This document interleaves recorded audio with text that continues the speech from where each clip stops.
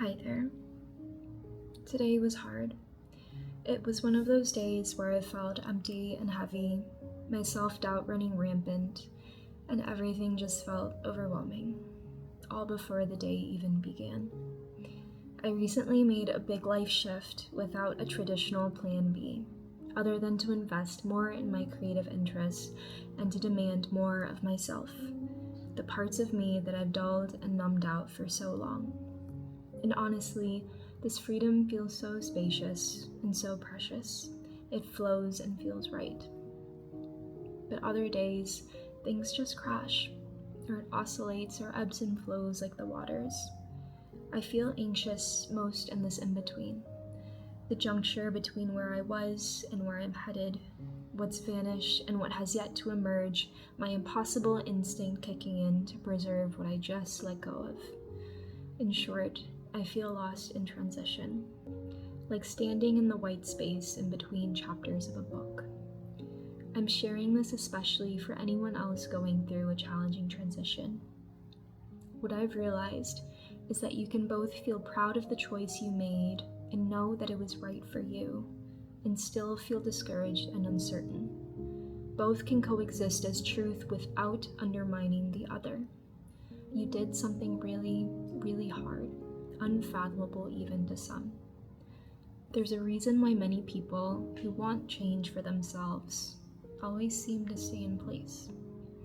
Because idealizing change is easier than putting it into action, to deal with the setbacks and backlash firsthand, to push forward despite the fear.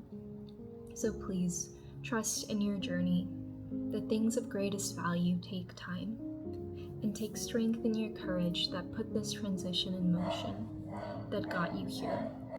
It is enough for you alone to affirm this, even if no one else does. To me, you are inspiring.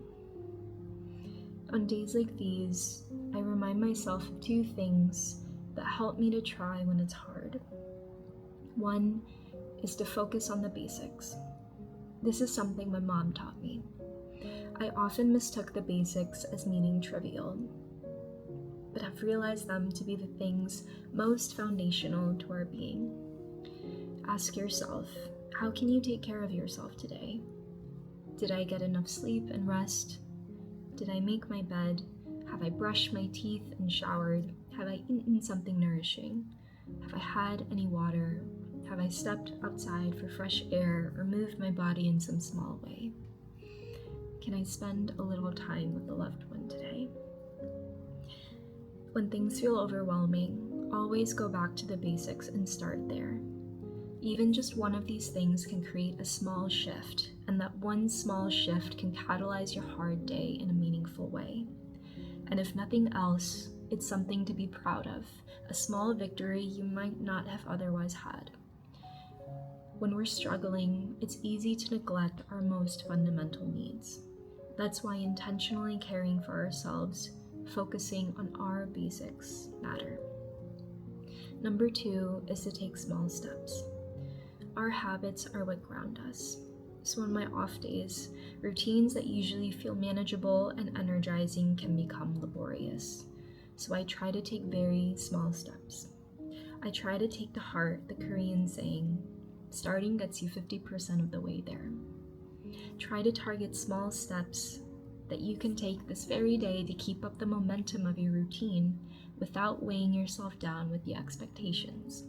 For example, if I don't have the energy for a full hour of reading, I read just 1 or 2 pages. Instead of forcing myself to run miles, I opt to stretch for 5 minutes.